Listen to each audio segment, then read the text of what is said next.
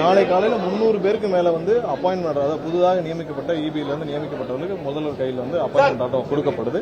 அதற்கு அப்புறம் நாளைக்கு மதியமோ இல்லை நாளை கழிச்சு வியாழக்கிழமை நாங்கள் வந்து வெள்ளை அறிக்கை கண்டிப்பாக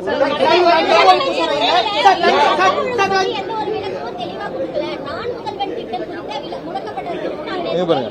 திரும்பவும் ஒரு தவறான தகவலை திரும்பவும் தவறான தகவலை சொல்றாங்க. நேற்று எதிர்க்கட்சி தலைவருக்கும் அங்கேயே விளக்கம் கொடுக்கப்படுச்சு. நான் முதல்வன் திட்டத்தை அந்த திட்டம் முடக்கப்படவில்லை. அந்த திட்டத்தின் பெயர், ஏன்னா ஒவ்வொரு திட்டத்தின் பெயர் வந்து கண்டிப்பா அந்த திட்டத்தோட செயல்பாடு குறித்து இருக்கணும். அந்த திட்டம் என்ன பண்ணுது? திறன் மேம்பாடு, ஸ்கில் டெவலப்மெண்ட் பண்ணுது. ஸோ நான் முதல்வன் சொல்றதுனால பல பேருக்கு பெரிய குழப்பம் வருது. அவங்க குடும்பம் இருந்தப்ப வேணா நான் முதல்வன் சொல்லி அந்த குடும்பம் மட்டும் முதல்வராக இருந்து பெருமைப்பட்டுக் கொள்ளலாம். ஆனால் இது ஸ்கில் டெவலப்மெண்ட், மிக ஏழை எளிய மக்களுக்கு திறன் மேம்பாடு, ஸ்கில் டெவலப்மெண்ட் சம்பந்தப்பட்ட துறைன்னு பெயர் மட்டும் புரியும்படியாக மாற்றப்பட்டிருக்கு. நீங்க நான் முதல்வன் சொல்லிட்டு நம்ம வந்து ஸ்கில் டெவலப்மெண்ட் பண்றோம், நான் முதல்வன் சொல்றதுல பல குழப்பங்கள் இருக்கு. அங்க இருக்கிற அதிகாரிகளும் பல பேர் தெரிவிச்சாங்க.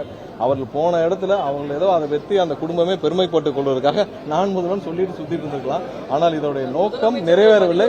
அதனால ஸ்கில் டெவலப்மெண்ட் மட்டும் தான் மாற்றப்பட்டிருக்கு.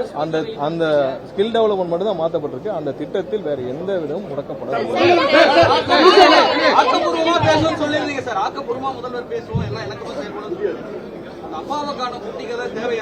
இல்ல, கண்டிப்பா சொல்லணும்ல.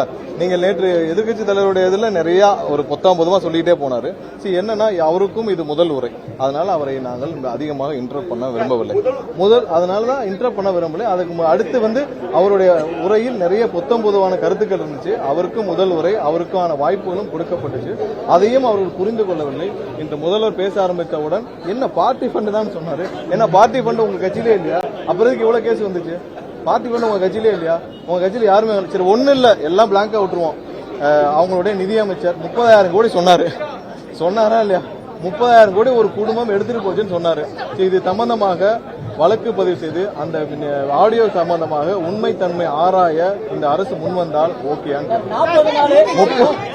ஒண்ணு இல்ல, 30,000 கோடியாக அவருடைய ஆடியோ வெளியேந்துச்சு. அந்த ஆடியோ சம்பந்தமாக உண்மைத்தன்மை ஆராய அவர் திரு பிடிஆர் அவர்கிட்ட போய் கேளுங்க. உண்மைத்தன்மை ஆராய ஒரு குழு அமைத்து நம்ம வழக்கு பதிவு செய்தால் அவருக்கு ஓகேன்னு கேளுங்க. அந்த 30,000 கோடி எங்க இருந்து போச்சு, பார்ட்டி பண்ணா என்னன்னு கேளுங்க.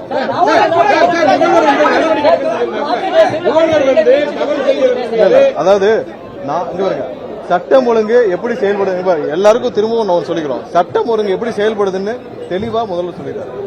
ஒவ்வொரு இடத்துல கேஸ் எப்படி ஃபைல் பண்ணுது. முன்னாடி இருந்த காலகட்டத்தில் எல்லாமே சிஎஸ்ஆர் தான் இருக்கும். நீங்க பொதுமக்கள் யாராவது போய் கம்ப்ளைண்ட் கொடுத்தீங்கன்னா நீங்க உள்ள உங்களுடைய கம்ப்ளைண்ட் வந்து சிஎஸ்ஆர் ஆகிறதுக்கு 1 வாரம் ஆயிடும். சிஎஸ்ஆர் ஆன பிறகு நீங்க எஃப்ஐஆர் போடுங்க. ஏன் பாலியல் குற்றங்களுக்கு அப்படிதான். குழந்தை மீது பாலியல் குற்றம் செய்து ஒரு கூட்டு பாலியல் பலாத்காரம் குழந்தை மீது நடத்தப்பட்டது கூட 1 வாரம் ஆச்சு எஃப்ஐஆர் ஃபைல் பண்றதுக்கு. அதுவும் ஹைகோர்ட் எல்லாம் தலையிட்டு சொன்ன பிறகு. சோ இப்ப எல்லாமே வந்து எந்த சிஎஸ்ஆர் இதெல்லாம் வந்து எதே கிடையாது. உடனே வழக்கு பதிவு செய்யப்படுது. அது வந்து கிரிமினல் குற்றங்கள், கிரிமினல் கம்ப்ளைண்ட்ஸ்னா உடனடியாக வழக்கு பதிவு செய்யப்படுது. பல வழக்குகள் இப்ப பதிவு செய்யப்பட்ட வழக்குகள் எல்லாமே முன்னாடி சிஎஸ்ஆர், அதாவது கடந்த மே மாதம் ஏப்ரல் மாதம் சிஎஸ்ஆர் இருந்த பல விஷயங்கள் வந்து பொதுமக்கள் போய் ஃபாலோ பண்ணி பல சிஎஸ்ஆர் வந்து இப்ப வழக்கா பதிவு செய்யப்பட்டிருக்கு. எல்லாம் வழக்காக பதிவு செய்யப்பட்டு உடனடியாக விசாரணை நடைபெற்று நேற்று அதை சொல்றதுக்கு தான் முற்பட்ட பொழுது அவர் வந்து சொன்னார். அவர் எழுந்து போயிட்டு எங்களுடைய கட்சி சம்பந்தப்பட்ட நபர் 2 பேர் வந்து யாரோ ஒரு பாலியல் வழக்கு சொன்னார். அது அடுத்த அந்த 1ஆம் தேதி அவர்கள் கைது செய்யப்பட்டார். அந்த 2 பேரும் நான் சம்பந்தப்பட்ட அந்த பாலசுமன் 2 பேர் வந்து உடனடியாக கைது. நான் ஒரு தெரிஞ்சு சொல்றாரா தெரியாம சொல்றாரா நான் வெரிஃபை பண்ணிட்டு வந்தேன். அதற்குள்ள கிளம்பி விட்டார் நேற்று எதிர்கட்சி தலைவர். அவங்க 2 பேர் கைது செய்யப்பட்டனர். யாருக்கும் எந்த பாரபட்சமும் கிடையாது. எல்லார் மீதும் கடுமையான நடவடிக்கை எடுக்கப்படுறது.